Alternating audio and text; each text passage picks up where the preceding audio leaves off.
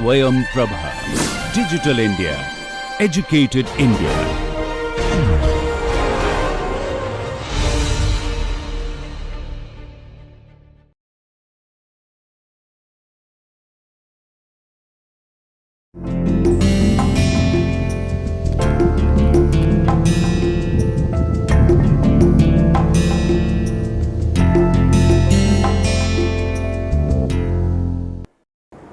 Hello viewers, welcome to MOOC's online course on Visual Perception and Art, a survey across the cultures.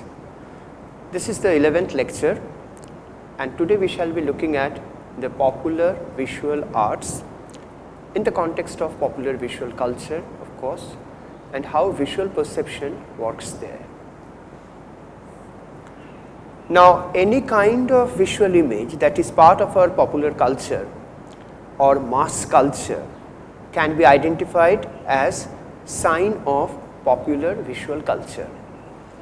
Film posters, for example, advertisement boards, shop decor, matchbox image, packaging design, book designs, cartoons, street visuals, everything that is shared by a huge mass of people in a given culture at a given point of time constitute what we call popular visual culture.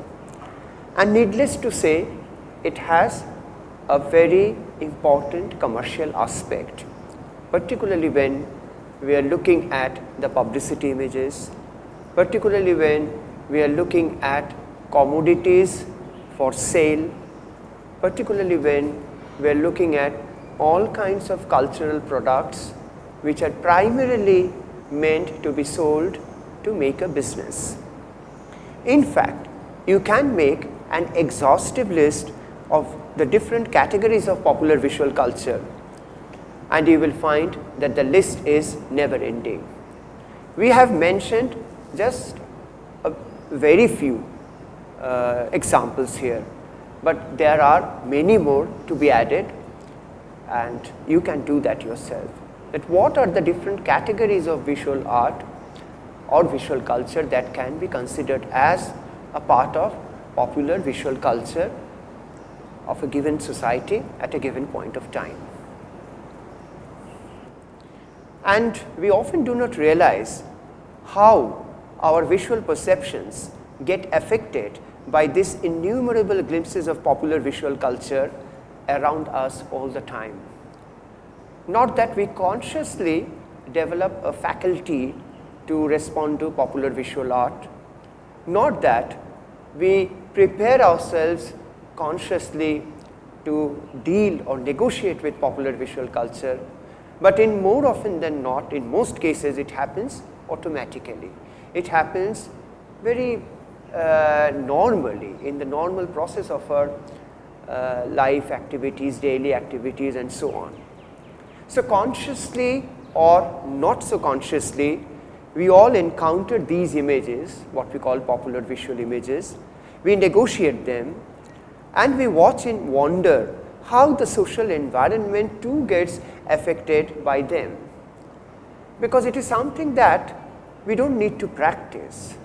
It is something that seeps in, something that we get habituated with.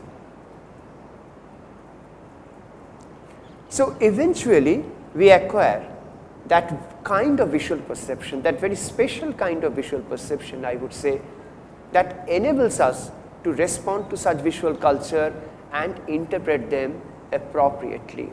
Yes, once again, the factor of interpretation is very important here too, because popular visual culture often appears in a coded way. It looks like a visual code which we are supposed to decode and interpret. We are supposed to make some meaning out of it, whether it is an advertisement board or a publicity image or a kind of sign, a social sign meant for the public, maybe a traffic signal, maybe a beautiful packaging design of a commodity to attract the customers. Nothing is self-explanatory. We need to explain these things ourselves and it happens very fast, it happens very smoothly even without our knowledge. And if we are talking about the context of the popular visual culture, of course there is a social context, there is a cultural context, there is also an industrial context, there is a business context, that is a commercial context, but at the same time, physically speaking, there are some physical contexts. For example, when you are looking at an advertisement, a publicity image on the page of a popular magazine, then the magazine in the context. When you are looking at a huge advertisement billboard right at some intersection of a very busy street of a metropolis, then that city or that junction is the locational context of that popular visual. In some cases where we frequent quite often the marketplace, the shopping mall, the shopping arcade is the physical context for a number of images and visuals which form a significant part of popular visual culture of a market or a shopping mall or a shopping arcade. So, store interiors, public posters, though we get habituated with them in the urban life, are not so easy to interpret and make a sense out of them. We get habituated, we get used to it, not that somebody comes and teaches us how to look at them, like the way we are taught how to look at art, like the way we are taught how to interpret Ajanta painting or a painting by Michelangelo. Nobody comes and teaches us how to interpret a work of advertisement or a publicity images. If somebody has to do that, then rest assured that particular advertisement image is a failure, because it is supposed to convey the message very fast to the consumer, to the viewer, to the client, without the need of any kind of intervention on part of anybody else. So, the visual perception with which we are supposed to make a meaning out of these popular visual imageries is supposed to be there, or it's supposed to be acquired by us very fast and perhaps unconsciously. So, we need to adopt to a different kind of visual perception. The kind of visual perception with which we are generally used to in our daily life, in our painting, in other forms of art, will not be very suitable to understand the popular visual images. For example, when you look at a shop selling utensils, stainless steel utensils like this one, even in order to measure, even in order to get some sense what kind of objects he is selling, we need to adjust our eyes, because the plenitude that we come across in this kind of situations is rather baffling. It is rather confusing at times. So, we need to have a very sharp visual perception with which we will be able to make out when we are in front of a shop what this shop contains, what are the different objects. Then we are supposed to in fact exercise our choice as a customer. So, plenty of different kinds of arrangements in different kinds of shops are there available, particularly in a country like India, where the shopping arrangement is still not standardized, unless and until you go to a shopping mall where you see the arrangement of the products, the arrangement of the commodities is generally very standardized, and as a result almost all the shopping malls across India look the same. But if you are looking at the street shops, if you are looking at the independent markets and their shops, you will find that the standardization is less. Individual, independent idea of arranging, beautifying, decorating a shop is more. So, it is in this case that you find each and every shop has a different decor, has a different kind of visual appeal, which implies that to interpret or make sense out of these different kinds of shops, we need to have different kinds of visual perception. We need to have different kinds of visual tools to interpret them, to understand them. Just one kind of sensibility will not be sufficient to interpret and see and make sense of all these different kinds of shops. But as far as the shopping mall is concerned, one single kind of visual perception or visual sensibility is enough to go and move around freely and interpret all the shopping malls across India and perhaps across globe. But when you are looking at this kind of street shops like this one or this one, everything right from the kind of stuffs that you see here, the commodities, the objects, the arrangement is unique from one shop to another shop. So, unique visual perceptions or visual sensibilities are needed on part of the customers to make sense of these shops. Or this one. In fact, as a visual artist or as somebody who has a deep interest in visual arts can actually do a survey from shop to shop, particularly street shops, and make a study of how shop objects or objects and commodities in a shop are arranged differently one from the other. And also every city has its own unique way of arranging and decorating the shops. So, shop culture is also unique in the context of India.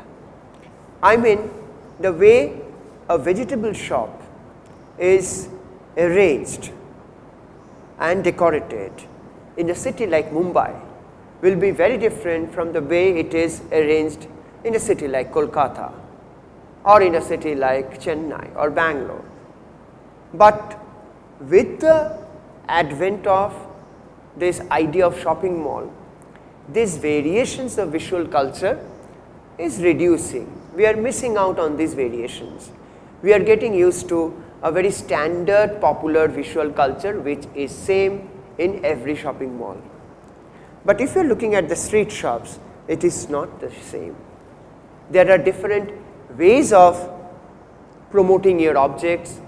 There are different ways of arranging them so as to attract the consumers towards your objects and commodities and ensure that they buy your stuffs. All these things, these methods are very cultural. They are locally thought about.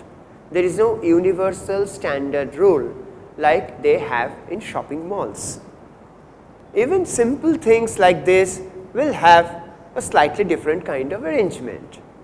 And the very choice that all these beads are kept in yellow bowls also give you a sense of decoration. And where did this particular seller, who is a street vendor, as you can see, where did he or she get this idea from? What kind of visual perception drove the seller towards this kind of idea that he or she would select just one single color, in this case it is yellow, and all the bowls, all the containers are yellow colored of varying shapes, and all the stuffs and beads are kept in yellow colored bowls, and the bowls are obviously different, the containers are very different. So, this is very interesting also, that when you look at these popular visual cultures in the street shops, street markets, then it is also interesting to realize that almost each and every seller is an artist in his or her own right. Everybody exercises a sense of artistic ability to decorate their shop, to arrange their stuffs in a way that they become visually attractive, because that is the main point. They have to make their objects visual and the arrangement visually attractive. And depending on the objects, either you keep them on the floor or you hang them vertically or you keep them differently. One more like that. So, we are looking at different kinds of street shops and street vendors who keep and decorate their shops, but we need to remember it is a very temporary arrangement.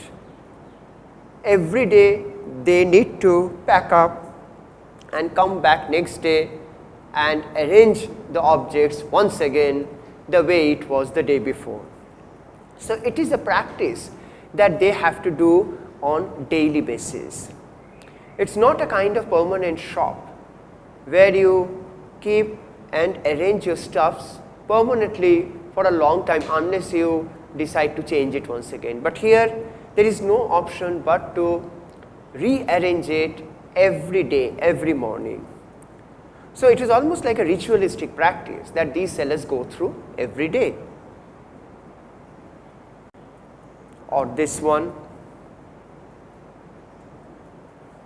and look at this one, the way these parrots, these toy parrots have been stitched, attached to each other, and they are all hanging from a pole, but the way they are all made to hang, it almost looks like they are so lively, they are so chirping. Even the hanging, their positions is not very uniform, and this very absence of uniformity also makes his stuffs very attractive. One more, topi seller, a hat seller. Then when a street vendor cannot find a space enough on the ground, he chooses to use this particular portion of a boundary wall, very narrow length, and he keeps his wooden owls over there. So, this is also interesting about this kind of popular and local markets who do not have a permanent shop or structure. They utilize the available spaces and create makeshift shops.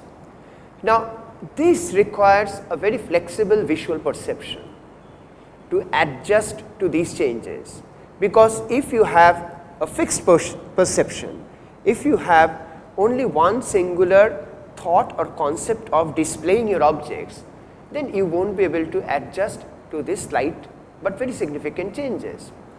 In order to accommodate the different kinds of display strategies, this kind of sellers are very open to ideas. Or look at this one, how one keeps different kinds of fruits in a shop which is semi-permanent. I mean, it is permanent, but it does not have a very permanent structure. Hence, every night the seller has to empty his shop, pick up all the fruits and put them back into boxes and unpack them again next morning and display it again, either the way it was the day before, or maybe in a new way. So, along besides selling the object, this everyday activity is very important for this street shops having very temporary kind of arrangements. But when we are looking at something like a shopping mall, everything is very permanent, very concrete, and hence the display of the commodities are also very permanent, in the sense that one does not have to display them and arrange and rearrange them every day. Now, without our conscious knowledge, we are engaged in continuous interpretations of popular visual culture, as I have already said. It is a part of our effort to understand the socio-cultural environment around. It is not an individual activity. It is a part of a larger social collective activity. Thousands of other people are doing the same all the time. Now, this I think is a very vital issue. that the kind of visual perception we are talking about in the context of popular visual culture is not something that is very individual, it is collective. I mean, the entire community, whom we call consumer in this case, the clients or the customers, the entire community is sharing a similar visual sensibility or perception in order to interpret and make sense of what is being shown to them, what they are encountering every day, whether it is a shopping mall or a street shop or other forms of visual culture, popular visual culture that we encounter every day. So, from a tiny matchbox to a consumer packaging to a huge billboard, we tend to interpret them all the time, and we do that once again collectively, not that I am always doing with few more people with me, even if we are doing at different points of time, but we are all doing it almost with the same purpose of making some sense. Thereby we practice a certain visual perception as a part of our daily survival. So, popular visual imageries or popular visual culture, let us say, it almost compels us, it makes it mandatory for us to practice a certain kind of visual perception, if not for anything else, at least for our daily survival. This is a very famous packaging which we all interpret, see, enjoy, and perhaps begin to like it. So, we develop a kind of liking which may vary. You may like this packaging, somebody else may like something else, but it is the packaging also that we like along with the content of the packet. So, in a visual cultural setting like this inside a shopping mall, we exercise certain kinds of visual sensibilities and visual power or visual idea to interpret right from inside or outside. Everywhere we do that, otherwise we will not be able to grasp the situation, we will be lost.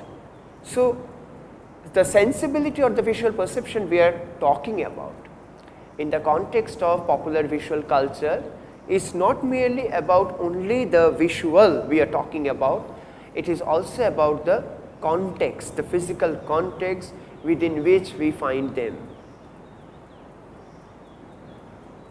Even in a fair, in a popular mela or fair, when we encounter this kind of rides, which are called rides, coming in different forms, we always choose, or kind of our kids also always choose that they like this dragon or they like something else. Now, these are all primarily made to attract the customer, and the whole point is the amount of variations they go through in order to attract the customer.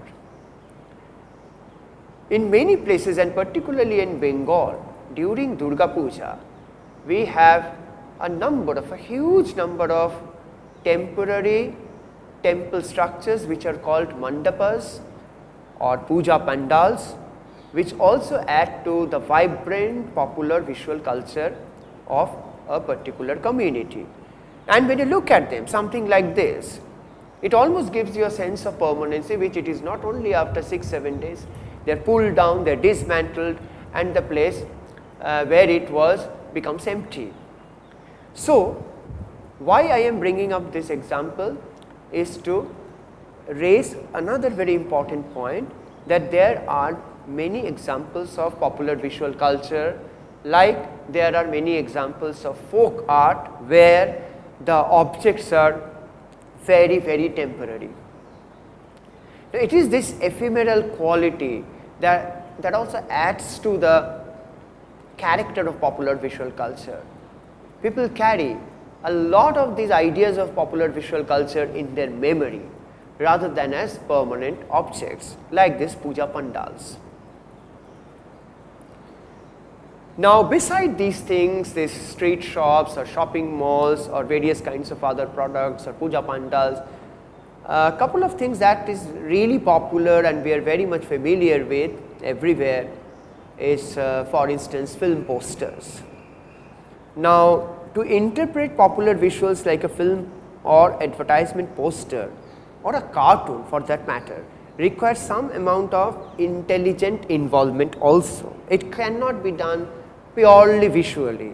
You need to also, because you see all these things like a packaging or an advertisement or a poster or a film poster, they also involve what we call text. So, it is important that you can read the text, and it is also important that you connect the text with the given visual. So, film posters form a very important part of our popular visual culture, and it influences our visual sensibilities to a great deal. So, even if you have not watched the film, you can always begin to guess or imagine the content of the film by looking at the poster itself, and that is why film poster is very, very important. It is supposed to attract you not only by the appearance of the stars, very glamorous stars who are featured on the posters, but also by the fact that a poster should be designed in a way that it should be able to very quickly convey the content of the poster, that is the content of the film, and that attracts you. Of course, you have pre-reviews, you have trailers on YouTube nowadays, but still a poster, and particularly in the pre-internet era, poster actually was very, very important, not only as a part of popular visual culture, but also as an agent which was invested with a huge task of creating the market of a film even before it was released. And poster making or poster designing is such a beautiful and a creative category that if you go through even 20 to 25 film posters of any country, you will be amazed to see the variety of ideas, the variety of aesthetics, the variety of designings that they employ, the designers employ in order to make these film posters. And film posters as popular visual art is also a reflection of the particular society or particular culture. Looking at this particular film poster of Mother India, even if you do not know when this film was made, just by looking at the poster, even if you are not familiar with the names of the stars featuring in this film and it is written on the top, still just by looking at the poster, by looking at the figure, by looking at the color, you can make out that this film has to be an old film. Now, what makes you think so? Ask yourself, you will have the answer. Then we have, of course, different kinds of visuals which are not directly posters, but publicity images. Now, it is all about writing, text, letter. It is about, like as the text says in this particular visual, if you really want to touch someone, send them a letter. So, this poster is supposedly encouraging people to write handwritten letters and send. So, it is through letters, it is through writing, through manual handwritten letters, you are able to touch somebody. So, it is basically enhancing and promoting this human quality of letter writing, which has almost become a passé in the age of email and messages. Now, you have to read the poster, the text of course, and of course more than that you have to read the visual.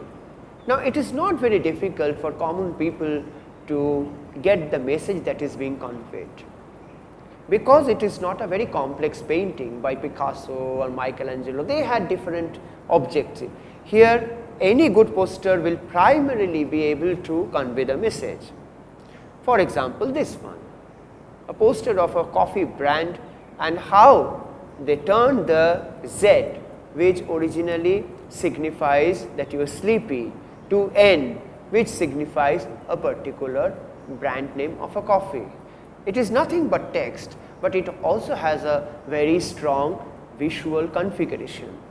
So that needs a kind of sophisticated visual perception to understand the character, the content, and also the language of this publicity poster. And then lastly, we have something that we call cartoon. Now this is a cartoon, or for that matter for any cartoon, we quickly want to read the text, the caption. So please read this text. Unless you know Chinese, unless you are able to follow Chinese, you won't be able to read what is written there because it's written in Chinese. But what I'm trying to say is, will you be able to read, let us say read this cartoon in spite of the fact that you do not follow Chinese? I mean, straight away, do you get any idea from the visual? So hold on, look at the drawing and try to get the meaning directly from the drawing. We can make many guesses, but if you feel desperate to know what is written over there, we have an English version of the same cartoon, where it is said that the school teacher father is saying that, why haven't you gone to bed yet? And the schoolboy son replies back, why haven't you? Because the schoolboy, it's midnight and he is still writing papers or finishing his homework, whereas his school teacher father it's midnight and he is still yet to finish a whole lot of exam papers tomorrow. So they are both in the same soup because of the tremendous pressure of school education in a country like China in 1960s. This is a cartoon that was drawn in 1964. Now it is true that the text gives us a clue about the content of the cartoon, but I guess even when there is no text, still we can make some attempt. For example, this one. This cartoon doesn't have any text, but you're supposed to make the meaning of this cartoon just by looking at the visuals. And popular visual culture, really speaking, often has this power to make people understand the visual directly. It is that kind of visual perception we are talking about today. And then you have finally human body itself, who carries certain signs of popular visual culture through very trendy dress, fashionable attire and accessories like this one. So when the body itself becomes the carrier of the popular culture, we get a different kind of popular visual, either as a fashion statement or a trendy style like this, or as a ritualistic performance by rural people who are dressed up either as a skeleton or as an elephant or as some kind of mythical animal, mainly to beg money, but they also they transform themselves. It is their body, their dress, everything into an imagery which is a part of a popular visual culture. And finally this one, where a young girl, she transforms herself into the goddess of Kali and she roams around. So from society to urban space to various kinds of cultural spaces and also to the body itself, popular visual culture can be found everywhere, right from our kitchen to the street out there, right from a very interior rural community to an ultra modern urban center as well. Thank you.